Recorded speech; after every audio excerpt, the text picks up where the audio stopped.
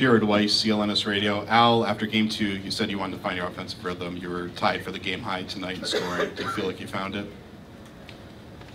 Yeah. I felt like as a team, we had much better rhythm. The lineup change, I feel like, helped us, and then our bench was great, with their energy coming in and building the lead.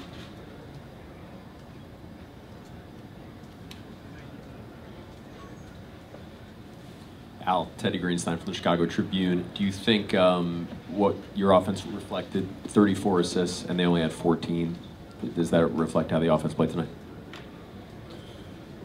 For us, yeah. I think we did as good of a job as we've done, moving the ball, really getting good shots, and we missed a lot of good looks, but just the movement, we just kept them on their toes a little bit, I feel like, and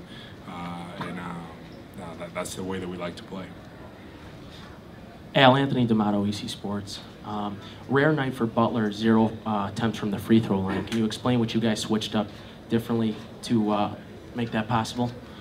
I think that our guards, Avery Bradley, Smart, Crowder, they did an unbelievable job, guarding him, really containing him, and making him, take tough shots.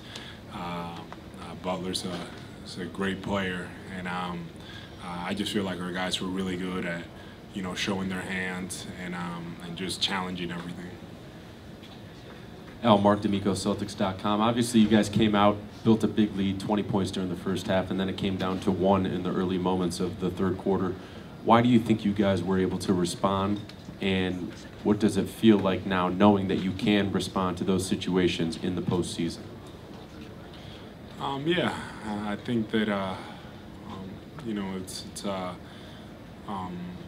you're going to go through highs and lows throughout the playoffs, and it's a game of runs, and it applies more even in the playoffs. Teams will make runs, and that's just the way it is. And for us, the first 2 games, I feel like we didn't handle it well when they made runs at us. But I think tonight we were much more composed, and just stayed with it with our game plan, and it paid off. Steve Ashburner, NBA.com. Given the contributions that Rondo had made in the first 2 games, when you learn that an opponent like that is going to not be available for your opposition, for some time, what did you think when you heard about it? What impact do you think it had on your team? I was just surprised. He finished the game 2, and it seemed fine, and but unfortunately that's the way it goes sometimes, and for them, I'm sure that the next man steps up, and for us, it didn't change anything. We already had our game plan was set. We know what we wanted to do, and we went out there and did it. Al, Nancy Armour with USA Today. Isaiah had those 2 big, I think he fed you, and then he had the 2 big threes during that kind of critical stretch. How did he play tonight, and how do you think he's been since coming back from Seattle?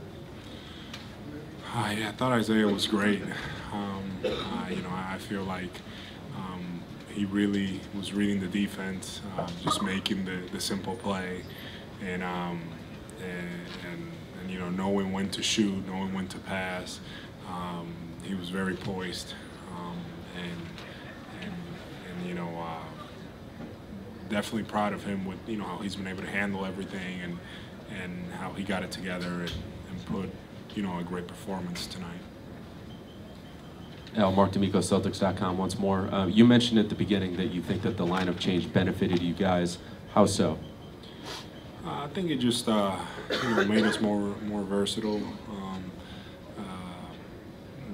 I feel like adding Gerald, an experienced player, that's able to stretch the floor and shoot it, and then with me being able to attack the roll to the basket and create opportunities.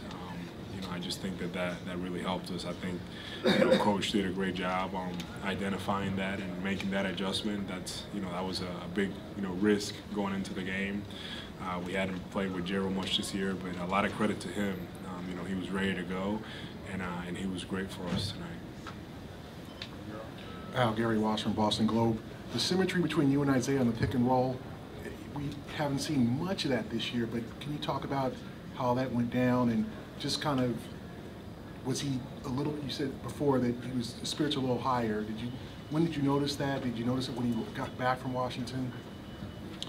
Yeah, I mean, I just think, you know, one way or another, he has some closure, and I just think that he really understood what they were trying to do defensively, and just he was able to just deliver the ball.